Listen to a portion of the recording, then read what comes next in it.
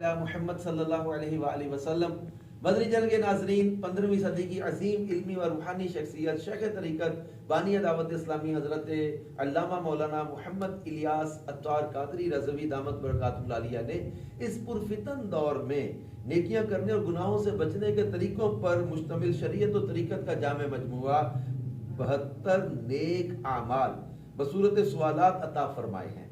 ان کے مطابق عمل کرنے کا طریقہ جو ہے یہ بھی سکھایا جاتا ہے، اور ان میں جو نیک اعمال ہیں ان کی بھی ترغیب ہے، اور اسلامی بہنوں کے لیے 63 ہیں، اسی طرح اسٹوڈنٹس کے لیے الگ ہیں، جیل خانہ جات کے قیدیوں کے لیے الگ ہیں، گونگے بہروں کے لیے الگ ہیں سوالات۔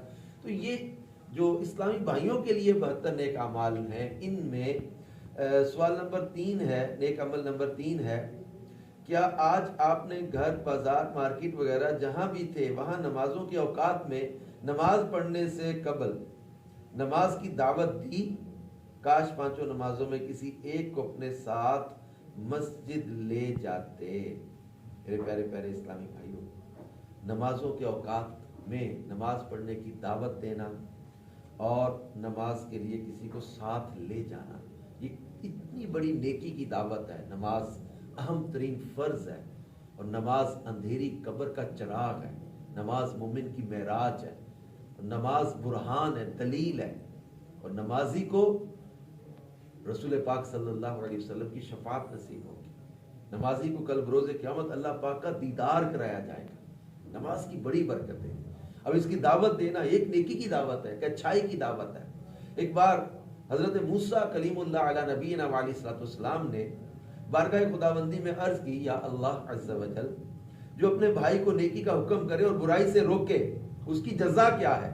اللہ پاک نے ارشاد فرمایا، میں اس کے ہر کلمے کے بدلے 1 سال کی عبادت کا ثواب لکھتا ہوں، اور اسے جہنم کی سزا دینے میں مجھے حیات دی ہے۔ اندازہ کریں، کسی کو نیکی کی طرف رغبت دلانا، نیکی کی دعوت دینا، برائی سے منع کرنا۔ اب لوگ گناہوں میں پڑے ہوئے ہیں، لوگ نمازیں قضا کر رہے ہیں، یہ گناہ ہے، حرام ہے۔ نماز قضا کرنا گناہ کبیرہ ہے، نماز قضا کر دینا گناہ کبیرہ ہے۔ اب اس گناہ سے بچانا، لوگوں کو نماز کی دعوت دے کے ساتھ لے کے جانا، ایک سمجھانا، بات کرنا، اس سے فائدہ ہوتا ہے۔ اللہ پاک قرآن پاک میں فرماتا ہے، وَذَكِّرْ فَإِنَّ ذِكْرَىٰ تَنفَعُ الْمُؤْمِنِينَ، اور سمجھاؤ کہ سمجھانا مسلمانوں کو فائدہ دیتا ہے۔ ہمیں سمجھانا ہے، کوشش کرنی ہے، دعوت دینی ہے۔ بار بار ایک بات جو تکرار کی جاتی ہے دل میں قرار پکڑ لیتی ہے۔ اور قیامت کا دن آپ سوچیں، میدان محشر ہولناک ہوگا، عرش الہی کے سائے کے علاوہ کوئی سایہ نہیں ہوگا۔ اس دن اللہ پاک اپنے جن مطیع و فرما بردار اور خاص بندوں کو عرش عظیم کے سائے میں جگہ اور جنت الفردوس میں داخلہ عطا فرمائے گا۔ ان خوش نصیبوں میں نیکی کی دعوت دینے اور برائی سے منع کرنے والے بھی شامل ہوں گے۔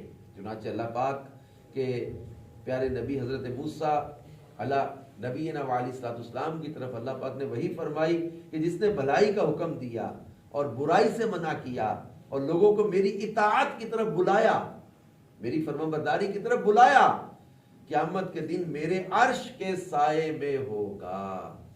میرے پیارے پیارے اسلامی بھائیوں، اس نیک عمل پر بھی جو ہے وہ عمل پیرا ہوتے ہوئے، اس نیک عمل کا جائزہ لیتے ہوئے، اس نیک عمل کو پورا کرتے ہوئے جو ہے وہ ہم بھی ہمت کریں، اور جو ہے وہ نماز کے اوقات میں آفس میں ہیں، مارکیٹ میں ہیں، دکان پہ ہیں، تو دعوت بھی دیں اور کوشش کر کے ساتھ نماز کے لیے لوگوں کو لے کر چلیں۔ انشاءاللہ الکریم اس سے ہماری مسجدیں آباد ہوں گی، مسجدوں میں رونق بڑھے گی۔ مسجدیں آباد کرنے کی فضیلت الگ سے ہے، جو مسجد میں جو ہے وہ آنے جانے جن کا لگا رہتا ہے ان کی فضیلت الگ سے ہے، جن کا دل مسجد میں لگا رہتا ہے ان کی فضیلت ہے۔ نماز جیسی پیاری عبادت کے لیے لوگوں کو دعوت دینا اور ان کو نماز سے قضا کرنے سے بچانا بہت بڑی نیکی ہے۔ ہمت کیجئے اور اس نیک عمل کو بجا لاتے ہوئے نماز کی اہمیت اور نماز کی دعوت کو جو ہے وہ عام کرتے رہیے۔ اللہ پاک ہمیں عمل کی توفیق عطا فرمائے۔